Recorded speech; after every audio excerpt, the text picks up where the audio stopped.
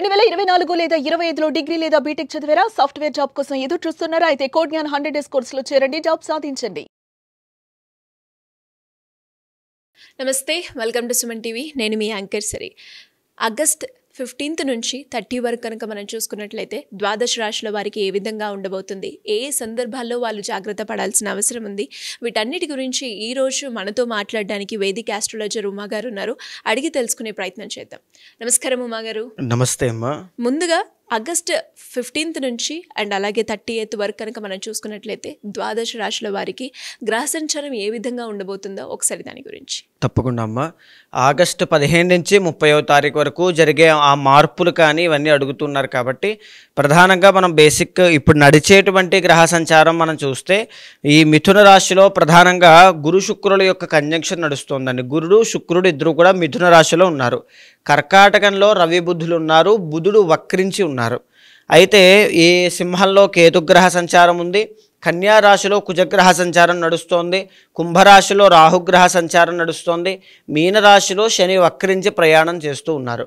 ఇప్పుడు ఈ 15 నుంచి 30వ తారీఖు లోపల 2 గ్రహాలు ట్రాన్సిట్ అనేటువంటివి కనబడుతూ ఉంటాయండి. 17వ తారీఖున అంటే ఆగస్టు 17వ తారీఖున రవి అనేటువంటి ఆయన ట్రాన్సిట్ కాబోతున్నారు. సంక్రమణం అనేటువంటిది ఏర్పడుతుంది. ఎక్కడి నుంచి ఎక్కడికి? కర్కాటక రాశిలోంచి సింహరాశి. సింహరాశి రవికి స్వరాశి, అంటే బలమైనటువంటి రాశి అన్నమాట. సో ఈ మాసంలో ఏదైతే ఆగస్టు 17వ తారీఖు దగ్గర నుంచి కానీ ఆగస్టు 15 నుంచి సెప్టెంబర్ 17 లోపల రాజకీయాల్లో తెలియనటువంటి ఊహించినటువంటి పరిస్థితులన్నీ తలెత్తే అవకాశాలు ఎక్కువగా ఉంటాయి. మరి రవి కేతువుల యొక్క కంజంక్షన్ కాబట్టి ఈ మాసంలో చాలా జరుగుతాయి అన్నమాట. అయితే ప్రధానంగా ఈ రవి కేతువుల యొక్క కంజంక్షన్ ఇక్కడ సింహరాశిలో జరుగుతోంది. తర్వాత కుంభరాశిలో శని రాహుల యొక్క కంజంక్షన్ పడుతోంది. అయితే ఇంకొక మార్పు ఏంటి? శుక్రగ్రహ మార్పు అండి. ఆగస్టు 20వ తారీఖున ఈ మిథున రాశిలో సంచారం చేసేటువంటి శుక్రగ్రహము కర్కాటక రాశిలోకి రావడం అనేటువంటి జరుగుతుంది. సో ఇక్కడ మళ్ళీ ఏం జరుగుతుంది? బుధ శుక్రుల యొక్క కంజంక్షన్ ఏర్పడుతుంది. సో ఈ విధంగా 15 to 30 మధ్యలో ఈ రకంగా ఈ రవి మార్పుల వల్ల, శుక్రుడి యొక్క మార్పుల వల్ల చాలా రకాలుగా మార్పులు కనబడే అవకాశం కనబడుతుందమ్మా. సింహరాశి వారికి ఆగస్టు 15 నుంచి 30 వరకు మనం చూస్తే ఏ గ్రహాలు అనుకూలిస్తున్నాయి అండ్ దాంతోపాటు విద్యాపరంగా, సంతానపరంగా, విదేశీపరంగా, ఆర్థికంగా ఎలా ఉండబోతుందండి వారికి? తప్పకుండా అమ్మ. సింహరాశి వాళ్ళకి ఈ 15వ తారీఖు దగ్గర నుంచి 30వ తారీఖు వరకు మనం చూస్తే కనుక 4 గ్రహాలు అద్భుతంగా యోగిస్తున్నాయి అని చెప్పొచ్చండి. ప్రధానంగా ఏంటి అంటే ఈ 15 నుంచి 30వ తారీఖు లోపల రవిగ్రహ మార్పు అనేటువంటిది కనబడుతోంది, శుక్రగ్రహ మార్పు అనేటువంటిది కనబడుతోంది. మొదటగా ఈ రెండూ కూడా సింహరాశి వాళ్ళకి ఎలా యోగిస్తున్నాయి అనేటువంటిది తెలుసుకున్న తర్వాత మిగతాదంతా కూడా మనం మాట్లాడదామమ్మా. రవిగ్రహ మార్పు అనేటువంటిది 17వ తారీఖు జరిగిన తర్వాత సింహరాశిలోకి, స్వరాశిలోకి రవిగ్రహం రావడం అనేటువంటిది ఒకంతకు మంచికైనప్పటికీ కూడా ఇక్కడ సింహరాశి వాళ్ళకి ఆరోగ్య భంగాన్ని సూచన చేస్తూ కెరీర్లో కానీ వాళ్ళ యొక్క బిజినెస్ లైఫ్లో కానీ తెలియని కన్ఫ్యూజన్స్ని, డైలమాని ఒక రాంగ్ డైరెక్షన్లోకి తీసుకుని వెళ్ళేటువంటి అవకాశాలు ఎక్కువగా కనబడతాయి అని చెప్పచ్చు.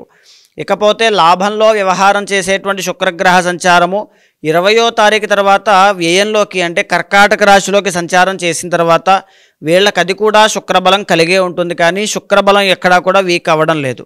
ఆ విషయంలో వీరేమీ భయపడాల్సినటువంటి పని ఏమీ లేదు. అయితే ప్రధానంగా వీళ్ళకి 12వ స్థానంలో శుక్ర బుధ గ్రహాలు 2 సంచారం చేస్తున్నాయి. డబ్బులు విపరీతంగా ఖర్చు అవ్వడము. దేనికోసం ఖర్చు అవ్వడము అంటే కొన్ని సందర్భాల్లో మనం 10 మంది మధ్యలో ఉన్నప్పుడు తప్పనిసరిగా ఖర్చు పెట్టాల్సిన ఖర్చులు చాలా ఎక్కువగా ఉంటాయి. అలాంటి సందర్భాలు వీళ్ళకి తరచూ ఈ మాసంలో ఎస్పెషల్లీ ఈ 15 రోజుల్లో చాలా ఎక్కువగా వచ్చేటువంటి యోగం కనబడుతుంది. డబ్బులు చాలా ఎక్కువగా ఖర్చు అవుతాయి. అనవసర ఖర్చులకి దారి తీసుకోకుండా, వృధాగా ఖర్చు పెట్టకుండా చాలా జాగ్రత్తగా వ్యవహరించండి. ఎస్పెషల్లీ విదేశాల్లో ఉంటూ సింహరాశి వాళ్ళైతే ఇంకా తప్పనిసరిగా ఆర్థిక విషయాల్లో, లావాదేవీల్లో చాలా జాగ్రత్తగా ఉండాలి. 12వ స్థానంలో బుధుడు వక్రించి చూడడం మూలాన ప్రధానంగా ఏంటి అంటే వీళ్ళ ఖర్చులు అనేటువంటివి వీళ్ళ చుట్టుపక్కల ఉండేటువంటి వ్యక్తులు అనేటువంటి వాళ్ళ కోసమే ఖర్చు పెట్టడం ఎక్కువగా కనబడుతుంది. ఆ విషయంలో కూడా చాలా జాగ్రత్త పడాలి. లగ్నంలో రవికేతువులు ఒక ఆలోచన మీద స్టాండర్డ్గా, స్టేబుల్గా లేకపోవడం వల్ల ఉదయం ఒక ఆలోచన, సాయంత్రం ఒక ఆలోచన ఇలాంటివన్నీ తరచూ మీద పడడం వల్ల ఒక మానసిక అశాంతి కానీ, అలజడి కానీ రేకెత్తేటువంటి అవకాశాలు చాలా ఎక్కువగా ఉంటాయి అని చెప్పొచ్చండి. ఈ మాసంలో ఈ 15 రోజుల్లో 15వ తారీఖు నుంచి 30వ తారీఖు లోపు విశేషించి ధనయోగం కనబడుతుంది. డబ్బులు రావడము జరుగుతుంది, డబ్బులు వెళ్ళిపోవడం కూడా జరుగుతుంది. మంచి టర్న్ ఓవర్ చేయడం కానీ, రెవెన్యూ అనేటువంటిది పెంచడం కానీ, లావాదేవీలన్నీ కూడా చాలా బాగా చేసేటువంటి యోగం కనబడుతోంది. భూయోగము కానీ రియల్ ఎస్టేట్ వ్యాపారస్తులకి కూడా ఈ మాసంలో అద్భుతంగా ఈ యొక్క ధనయోగం అనేటువంటిది ఏర్పడుతుంది అని చెప్పచ్చు. అయితే వీళ్ళకి వాహన ప్రమాదాల విషయంలో ఒకటి చాలా జాగ్రత్తగా ఉండాలి. బయటికి వెళ్ళేటప్పుడు కానీ వచ్చేటప్పుడు కానీ శకునం చూసుకుని వెళ్ళడం అలవాటుగా చేసుకోండి సింహరాశి వాళ్ళు. ఇదే కాకుండా వీళ్ళకి సప్తమ స్థానంలో శని రాహుల యొక్క కంజంక్షన్గా శని వక్రించడం వల్ల ఆయన యొక్క ఫలితాలు కనబడుతూ ఉన్నాయి. ఎవరైతే వ్యాపారంలో ఉమ్మడి వ్యాపారం చేసేటువంటి సింహరాశి వాళ్ళు ప్రత్యేకించి చాలా జాగ్రత్తగా ఉండాలి. నమ్మి మోసపోయేటువంటి అవకాశాలు, రాంగ్ డైరెక్షన్లోకి వెళ్ళడం, రాంగ్ ఇన్వెస్ట్మెంట్స్ అనేటువంటివి చేయడం ఇలాంటివి ఎక్కువగా ఉంటాయి. ఎవరైతే సింహరాశిలో జన్మించి రాజకీయ నాయకులు ఉంటారో వాళ్ళ పరిస్థితి ఏంటో వాళ్ళకే అర్థం కానటువంటి ఒక డైలమాలో ఉండే అవకాశాలు ఎక్కువ ఉంటాయండి. రవికేతువుల యొక్క సంచారం కాబట్టి ఎటు నిర్ణయం తీసుకోవాలి, ఏ నిర్ణయం మీద వెళ్తే మనం కాపాడబడతాము అనేటువంటి ఒక ఆలోచన వల్ల చాలా దిగ్భ్రాంతి అనేటువంటిది, సంకోచం అనేటువంటిది, సందేహాలు అనేటువంటివి కనబడుతూ ఉంటాయి. ఎస్పెషల్లీ వీళ్ళకి 11వ స్థానంలో అంటే 15వ తారీఖు దగ్గర నుంచి 20వ తారీఖు దాకా శుక్రుడు లాభంలో యోగిస్తున్నారు కాబట్టి 20వ తారీఖు వరకు కూడా వీళ్ళకి ఎలాంటి ఆపదలు లేవు. 20వ తారీఖు దాటిన తర్వాత నుంచి మితిమీరిన ఖర్చులు చాలా ఎక్కువ పెరిగిపోతాయి. ఈ యొక్క ప్రయాణాలు చేయాల్సినటువంటి పరిస్థితులన్నీ కూడా ఆసన్నమవుతాయి అని చెప్పచ్చు.